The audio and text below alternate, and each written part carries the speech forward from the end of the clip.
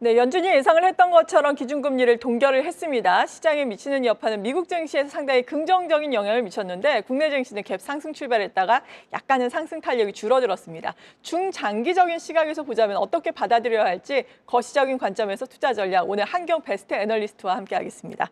오늘 이 시간 거시 경제부문 베스트 애널리스트이신 신한투자증권 하건형 연구위원 모셨습니다. 어서 오세요.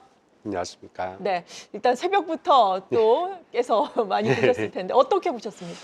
예, 우선 이제 시장에 어느 정도 예상이 됐던 부분들을 재확인을 했습니다. 네. 다만 이제 이 파월 연준 의장의 립 서비스가 좀 돋보였던 FOMC 회의였지 않았나라 보고 있는데요.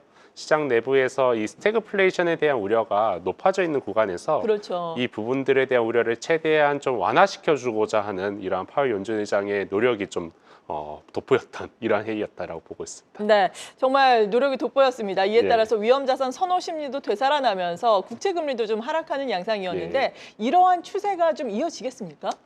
사실 좀 더 예. 이어졌으면 좋겠다라고 생각을 하는데요. 이게 이제 세부적인 내용들 좀 살펴보면은 오래 가지는 않을 것 같습니다. 예. 한 2, 3주 정도 가지 않을까라고 보고 있는데요.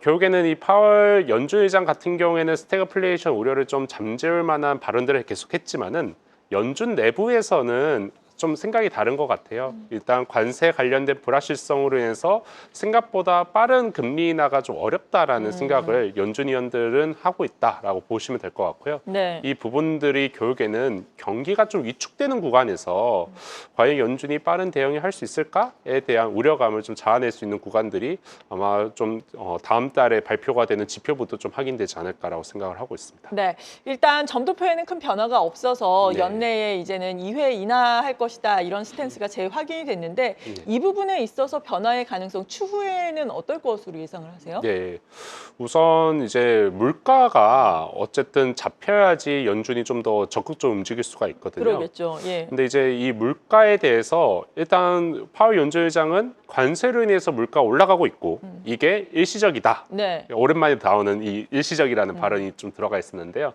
이 일시적이라는 이 부분들을 확인하기 전까지는 아직까지 뚜렷한 변화를 확인하지는 못할 거다라고 보고 있습니다. 그러면은 네. 언제쯤 확인될 거냐? 그러니까요.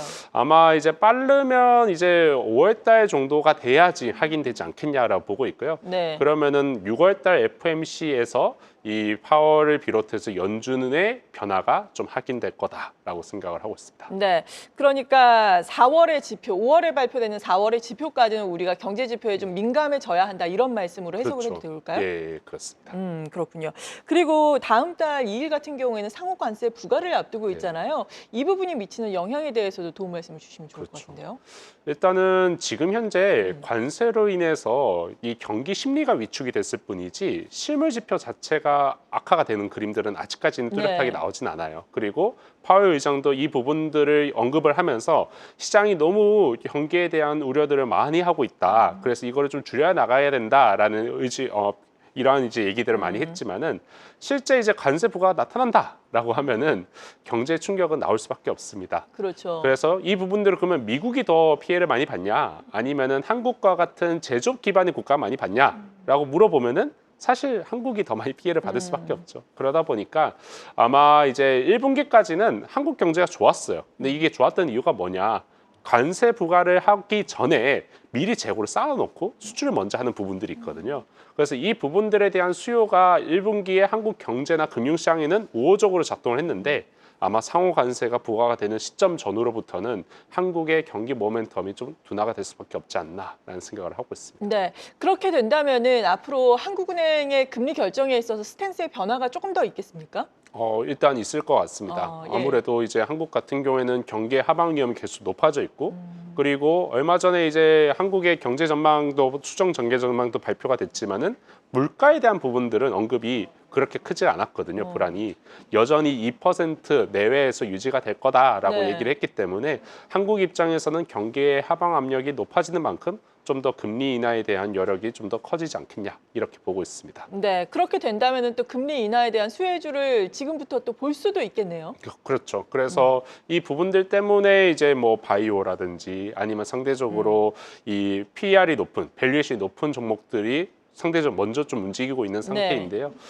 그런데 이제 단순히 밸류에이션에 대한 이제 이 고밸류, 고성장주에 대해서 시장이 과거에는 관심을 많이 가졌다면은 지금은 약간 조금 차이가 있는 것 같아요. 네. 지금은 일단은 중장기적으로 뭔가 실적에 대한 기대도 뒷받침되는 애들 여기에 가운데서 밸류에이션에 대해서 매력도가 좀 제고가 될 수 있는 부분 네. 여기를 두 가지를 모두 다 찾다 보니까 단순히 뭔가 이 고성장주에 자금의 쏠림이 나온다 이렇게 보기엔 좀 어렵지 않나라고 보고 있습니다. 네, 아무래도 실적을 많이 보고 있는 시장이니까 숫자가 네. 뒷받침되는 관련된 네. 종목을 살펴봐야 한다라고 또 말씀을 해주셨습니다. 어제 또 BOJ의 기준금리 결정이 있었잖아요. 네. 예상했던 것처럼 동결이 됐는데 그 배경에 대해서 설명을 해주신다면요.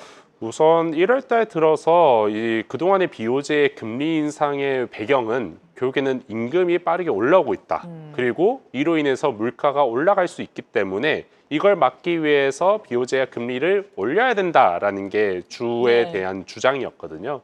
근데 1월 달에 이제 지표들을 좀 보니까 최근에 이제 임금도 올라왔지만 물가가 더 빠르게 올라오다 보니까 실질 임금이 좀 마이너스가 찍혔어요. 그리고 소비도 좀 약간 꺾였고요. 그러다 보니까 BOJ 입장에서는 좀 더 급하게 금리 인상을 하기보다는 좀 더 지켜볼 수 있는 구간이 좀 생겼다라고 보고 있고요. 네. 또 하나는 이제 엔달러 환율이 그동안에는 160엔까지 올라가고 엄청 엔화가 약세가 보였었잖아요. 그렇죠.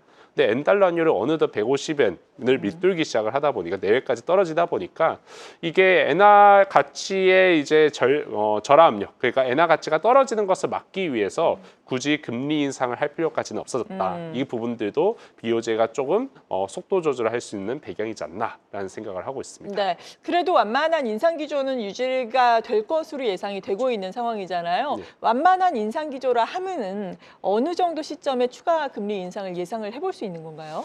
우선 지금 2분기에는 네. 대내외 불확실성이 좀 높거든요. 그러다 보니까 2분기보다는 저희는 7월 달에 이 BOJ가 한 번 더 금리 인상에 나서지 않을까라고 판단하고 있고요. 네. 결국에는 이 관세에 대한 충격을 어느 정도 확인한 다음에 결국에는 BOJ가 좀 대응할 것이다. 이렇게 생각을 하고 있습니다. 네. 그리고 엔화의 환율 동향에 대해서도 앞서서 잠깐 도움 말씀을 주셨는데 어떨 것으로 좀 예상을 하고 계신지 보다 구체적인 환율의 레인지를 좀 설명을 해주신다면 어떨까요? 일단은 시장에서 관심 있는 것은 엔달러 환율보다는 네. 원엔 환율일 것 같아요. 우리 입장에선 당연히 예. 그렇죠. 예. 그 원엔 환율이 이제 1,000원까지 올라왔다가 최근에 좀 빠져서 네. 이제 960원, 970원 이상에서 왔다 갔다 하고 있는 상태인데요. 저희는 당분간 원엔 환율은 이 정도 레벨에서 좀 등락할 것이다라고 보고 있습니다. 왜냐? 네. BOJ가 금리 인상을 빠르게 하는 부분들이 지금 현재 좀 나타나고 있지는 않다 보니까 여기에 따라서 엔화의 추가적인 강세가 당장 나오지는 않을 것 같다라고 보고 있어요. 그리고 지금 원달러 환율도 그동안에 좀 높게 유지가 됐었는데 최근에 이제 추경을 비롯해서 재정 정책에 대한 논의가 진행되고 있거든요. 근데 보시면은 항상 최근의 환율은 정책 모멘텀에 거의 연동이 되고 있습니다. 그러니까 재정 정책이 좀 강화가 될 것 같다라고 생각이 되면은 그 통화가 강세를 보이거든요. 네. 그래서 그 부분들이 이제 좀 나타난다라고 하면은 당장 원엔 환율이 올라가지는 않을 것 같다라고 보고 있어요. 근데 저희는 원엔 환율이 올라가는 시점은 아마 하반기로 넘어가면서 올라갈 수 있지 않겠냐라고 보고 있고요. 그때가 되면은 원엔 환율이 이제 1,000원을 상회할 가능성이 높다 이렇게 보고 있습니다. 네. 아직까지는 뭐 수출 경쟁력이라든지 이런 측면에서 과거와는 아주 큰 변화는 없는 거죠, 지금. 예, 그렇죠. 그러니까 과거에 비해서 원엔 환율 올라간다라고 네. 하면은 한국 기업들이 결국엔 경쟁 국가인 일본에 비해서 가격 경쟁력이 약화가 되고 있다라는 우려가 종종 있었거든요. 네. 근데 이게 좀 더 이상 유효하지 않은 이유가 이제는 한국도 그렇고 일본도 그렇고 모든 국가가 그 나라에 가서 생산하는 비중이 늘어났습니다. 하긴 그러네요. 예. 예, 그러다 보니까 과거만큼 그렇게 가격 경쟁력 측면에서 뚜렷한 흐름들이 과거보다 나타나지는 않고 있습니다. 그리고 BOE 영국은행도 또 기준금리 결정을 앞두고 있지 않습니까? 네. 이 부분에 대해서는 어떻게 전망하고 계십니까? 우선 BOE 같은 경우에도 미국이 지금 현재 금리 인하를 좀 속도 조절을 하고 있는 구간이 있고 그러다 보니까 BOE 입장에서도 금리 인하를 추가로 당장 하기는 좀 네. 어렵다라고 보고 있습니다. 또 하나가 미국도 마찬가지고 영국도 마찬가지고 물가 가치가 다시 반등하고 있어요. 그러다 보니까 이 물가에 대한 우려가 있다 보니 당장 BOE가 여기에서 금리 인하를 하기보다는 좀 더 속도를 조절할 가능성이 높다라고 보고 있고요. 결국에는 이제 BOE도 관세 충격이라든지 이런 것들을 좀 확인한 다음에 그리고 나서 금리 인하에 나서지 않을까 이렇게 보고 있습니다. 네. 그리고 중국 같은 경우에는 최근에 강력한 내수 부양책을 또 발의를 했습니다. 이에 따라서 중국 증시가 상당히 요즘에 네. 긍정적인 양상 아니겠습니까? 네. 개인 투자자 여러분들의 관심이 상당히 높은 상황인데 내수 부양책이 이번에는 확실하게 효과를 발휘할 수 있을까요? 경제 지표로 확인될 수 있을까요? 어떻습니까? 이게 이제 저도 예. 중국 관련된 질문들을 많이 받고 중국에 대해서 항상 기대를 했지만은 항상 뒤통수 좀 많이 받았었거든요. 최근 몇 년이 특히나 예. 그랬잖아요.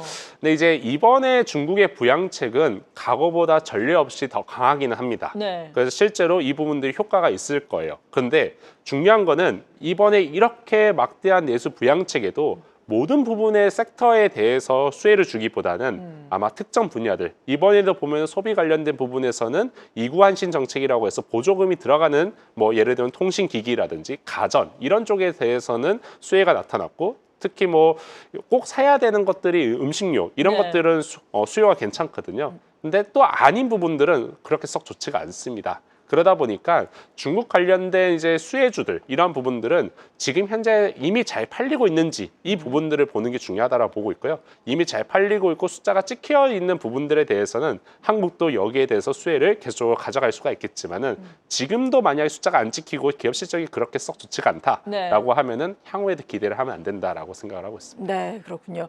그리고 국내 같은 경우에는 정치적 지금 불확실성이 있지 않겠습니까? 네. 만약에 이 정치적 불확실성이 해소가 된다면은 외환 시장에도 영향을 미치게 되는 건가요?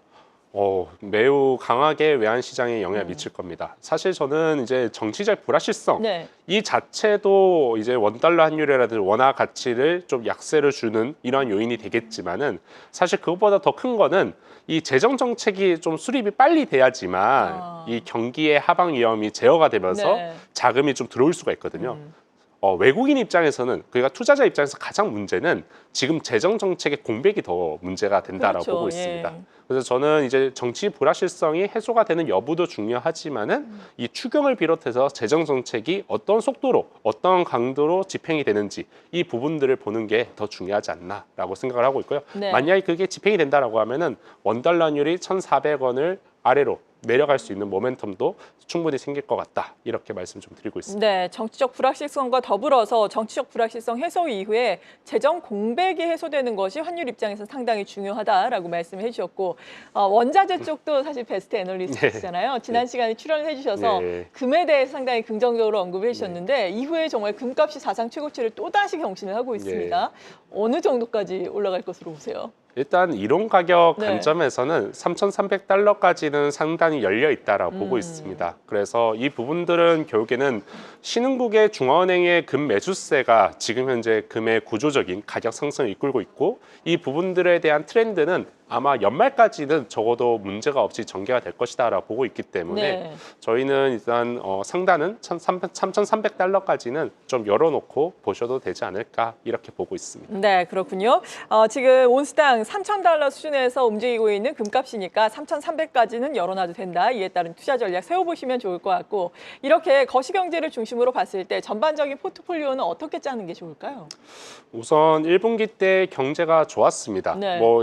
미국에서는 경기 심리가 위축이 됐을 뿐이지 대부분의 국가들이 이 관세 부과를 앞두고 나타난 선제적 수요 이 부분들이 유입되면서 나쁘지 않았거든요. 근데 이게 결국엔 지속되기는 좀 어렵습니다. 이게 꺼지는 구간들이 조만간 보일 것이다라고 보고 있고요. 저희는 이 꺼지는 구간에서 지금 위험 자산에 대한 투자 비중, 리스크에 대한 포지션 늘리기보다는 이제는 좀 줄여야 되는 구간이다라고 보고 있고요.